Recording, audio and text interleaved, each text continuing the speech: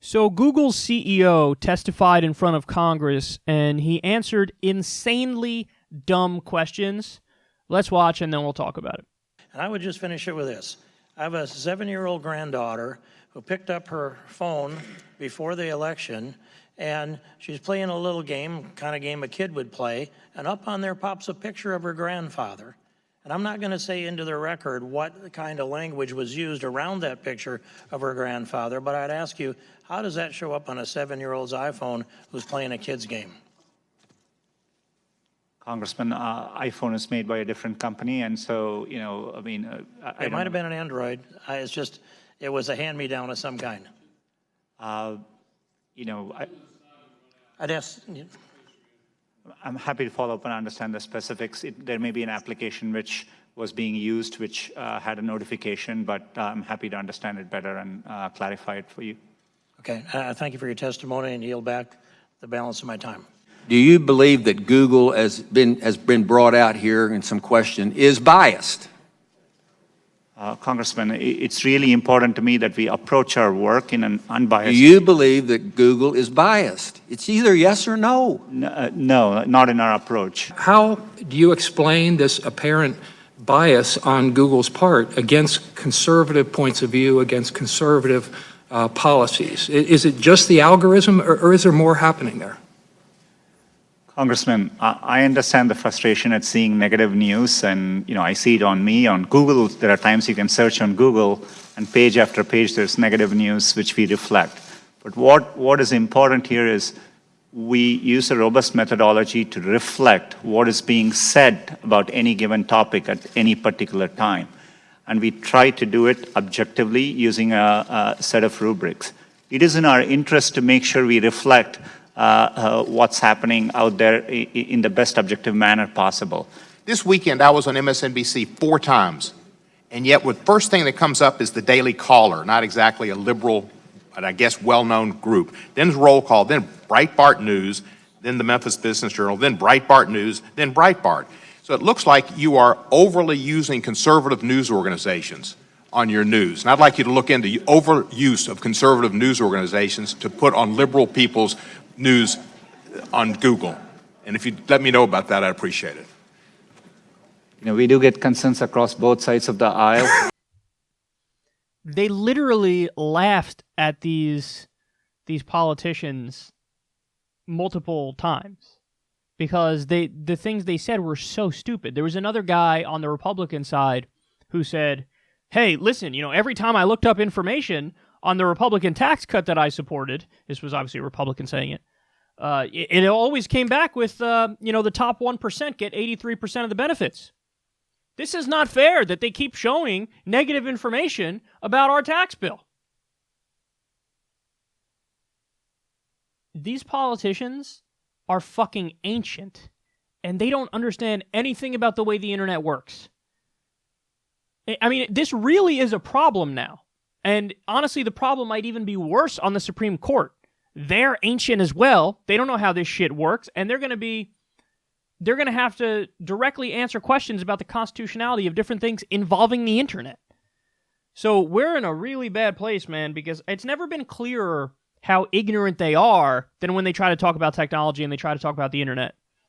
Now, I like how there were accusations. Is Google biased? I like when people are loud and obnoxious and arrogant and wrong at the same time. Because there's something about that that's just like, oh, you sad, pathetic little fucking chump. Like, you don't know what you're talking about, but you're pretending like you do, so you're just getting louder. Is it biased? Is Google, that's all I'm asking, is Google biased against conservatives? No, Google's not biased against conservatives. Now, the most annoying aspect of this is there actually is a bias, but none of them actually touched on the bias. There was a Democrat, Stephen Cohen, who said, oh, it's a pro-conservative bias. And then there were the conservatives who said, it's a liberal bias. No, you're both wrong, you fucking idiots. There is a bias towards establishment news. Now, we discussed it when they changed the algorithm, and they basically made it so that, hey, listen, we need to fight this rise in fake news. And so, to meet those ends, all anti-establishment outlets got deprioritized.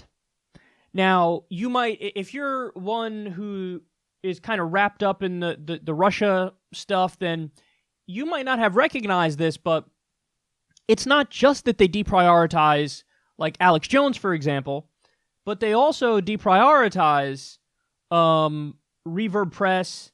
They also deprioritize Truth Out and Truth Dig. There's I think the World Socialist website. I think I'm butchering the name, but that is now deprioritized as well. So you have right-wing outlets and left-wing outlets that are deprioritized, but the connecting tissue is they're independent outlets, and they're outlets that, as a general rule, are anti-establishment. And it's easy to say, oh, they're sowing discord in the U.S., so, maybe they're influenced by Russia, so therefore we're going to deprioritize them because that's not legitimate news, that's not real news.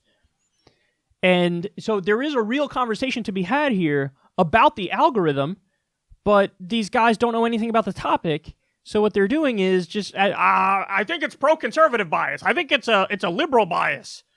And no, you fucking idiots, like that guy Stephen Cohen, you really? That's what you thought?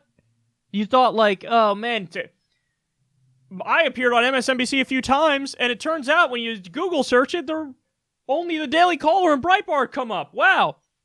Yeah, it's because they covered it, they wrote articles about it, and then those articles got popular on the right, and so of course they're going to go to the top of the search engine.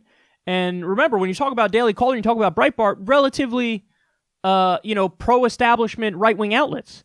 Like, they're not the real edgy ones. And to be fair, the edgy ones on the right are like alt-right leaning and creepy shit like that. But bottom line is, if you are representing a point of view that's considered outside of the mainstream, that's considered anti-establishment, that can be accused of being fake news, well then, we're going to deprioritize you.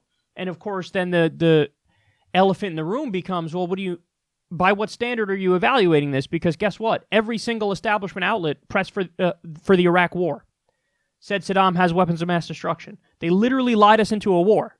And they're not deprioritized. So how could that be? It's almost like the decision-making process is not really about who's giving objective news.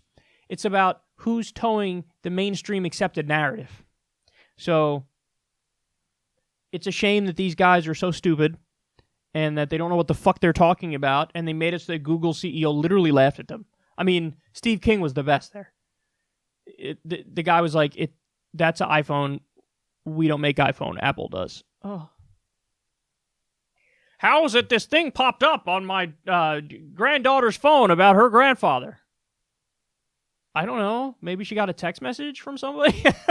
Like, it could have been any notification from an app or something on the phone. It could have been a text message. If there's negative stuff about me that's written in the world, and I don't like it. Okay.